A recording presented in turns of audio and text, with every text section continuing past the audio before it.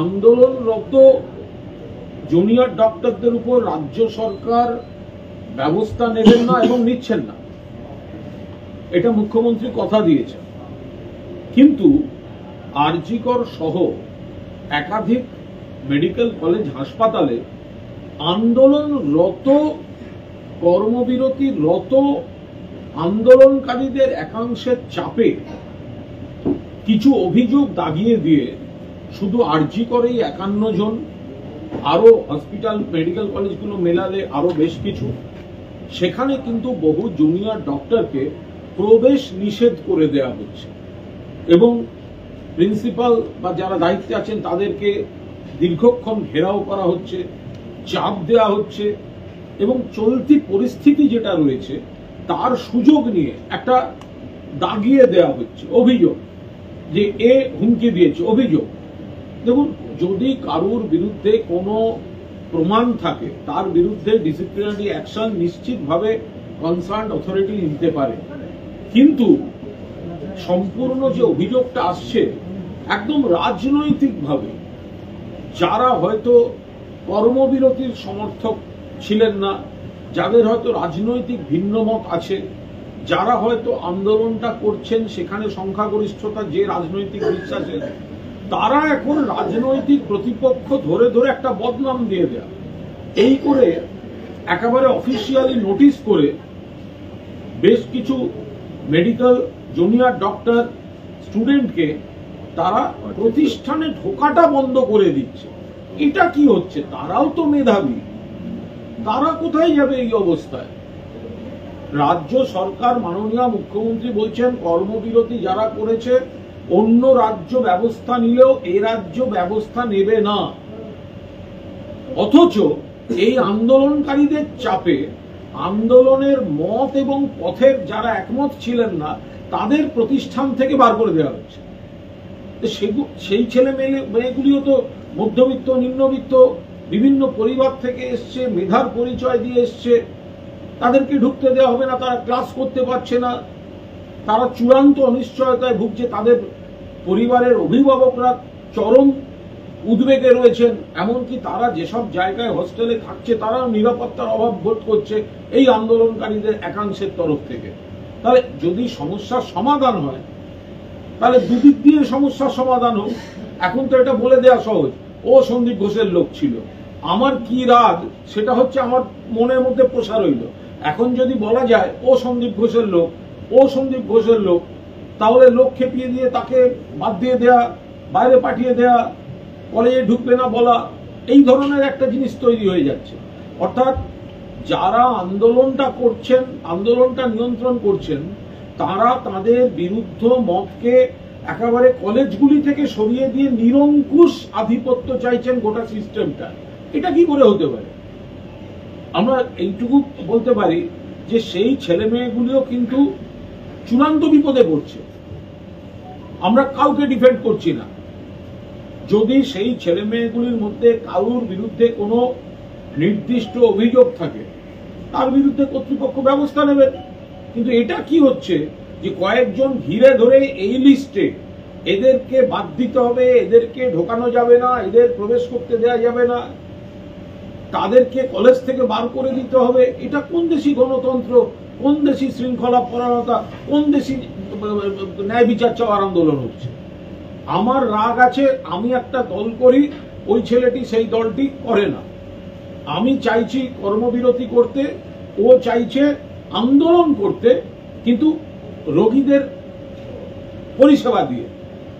ফলে আমি বলে দেবো ও হচ্ছে সন্দীপ ঘোষ এবং ওই র্যাকেটের, এর কোনো প্রমাণ থাকবে না, এর কোনো তথ্য থাকবে না, এবং আমাদের দাবি হচ্ছে যে আমরা ওকে ঢুকতে দেবো না, প্রিন্সিপালকে ঘিরে রেখে দেবো, আগে আপনি নোটিশ করুন, ওদের বার করুন। এটা কি একটা জটিল পরিস্থিতি চলছে। সেই সুযোগ নিয়ে যা গোপন এজেন্ডা সেগুলোকে এইসব সন্দীপ ঘোষ অমুক তমুক এদের সঙ্গে জড়িয়ে দিয়ে সেই পারপাস সাফ করে নেব, আর সেটা চলবে। এই ছেলে মেয়েগুলির মেধা নয়, এই ছেলে মেয়েগুলির এতদিনে লড়াই করে মেডিকেল পড়তে আসাটা লড়াই নয়, এদের বাবা মার উদ্বেগ নেই। তাহলে বাস্তবসম্মতভাবে একসঙ্গে এই বিষয়গুলোরও সমাধান হোক। মুখ্যমন্ত্রী বলছেন ব্যবস্থা নেব না, কর্মবিরতি করলো, খুব ভালো কথা,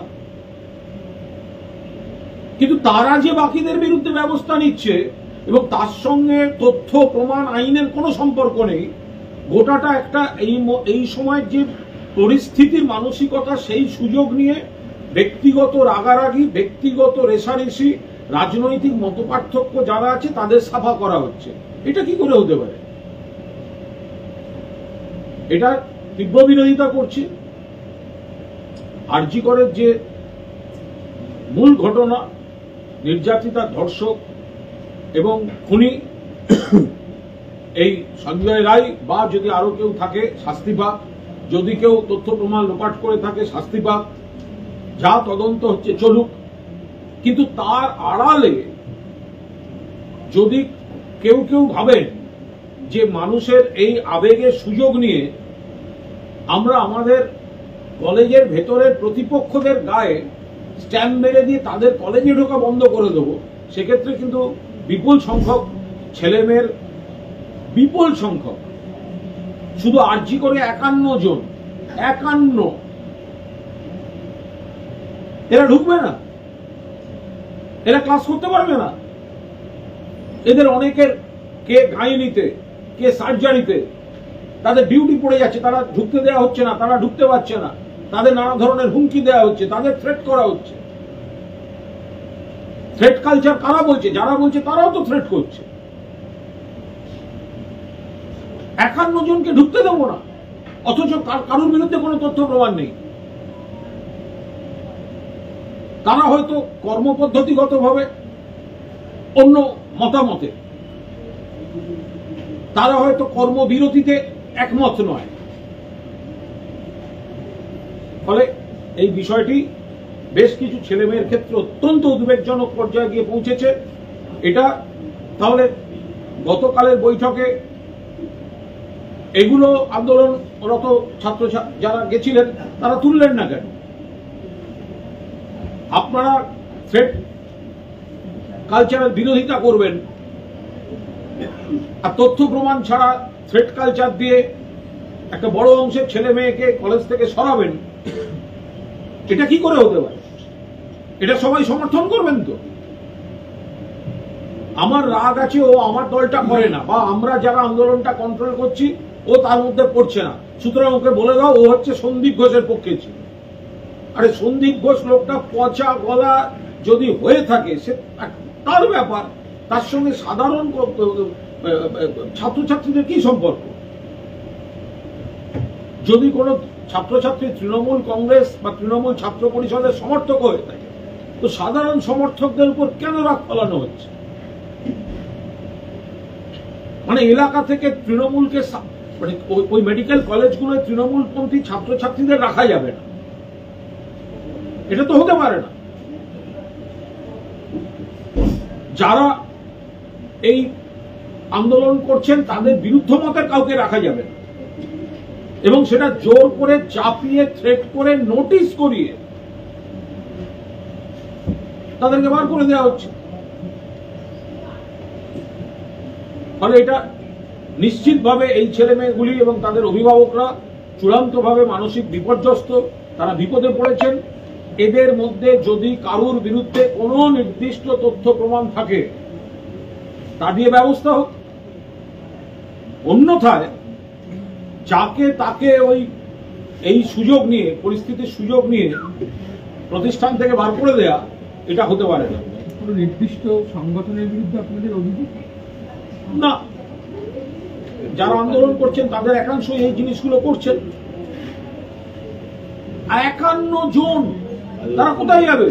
শুধু আরজি করে 51, অন্যান্য জায়গাতেও আছে একই গ্রুপ আন্দোলনকারীদের। তারা আরজি করে এসে আন্দোলন করছে, তারাই সাগর দত্তে যাচ্ছে, তারাই মেদিনীপুরে যাচ্ছে, তারাই এসে বলছে ঘেরাও করে এদেরকে ঢুকতে দেওয়া যাবে না। এটা হচ্ছে কি? কিভাবে হতে পারে এটা? আন্দোলনের মূল যে যুক্তি তার সঙ্গে তো আমরা সবাই একমত, সবাই একমত। নির্যাতিতার ন্যায় বিচার চাই, আসল ধর্ষক খুনিরা গ্রেপ্তার, চরম শাস্তি হোক। তথ্য প্রমাণ লোপাট হয়ে থাকলে ব্যবস্থা হোক। কিন্তু তার সঙ্গে এইগুলো এখন যেটা শুরু হয়েছে যে যারা যারা মতে মিলছে না তাদেরকে ওই সন্দীপ ঘোষ, থ্রেড সিন্ডিকেট এইসব বলে এখন গায়ে লাগিয়ে দিলেই মানুষের আবেগ, তাহলে তাদের বার করে দাও। কেন বার করা হচ্ছে? সেই ছেলেগুলোর দোষ কি? সেই মেয়েগুলোর দোষ কি? পছন্দ হচ্ছে না গায়ে Sandip Ghosh, thread culture, Uttarbanga lobby লাগিয়ে দাও, দিয়ে কলেজ থেকে বার করে দাও। আর নইলে অধ্যক্ষদের ঘেরাও করে বসে থাকো, আগে সই করুন, লিস্ট করুন, বার করুন, তারপর ঘেরাও তুলুন। এবং সব মিডিয়াও তাই দেখাচ্ছে।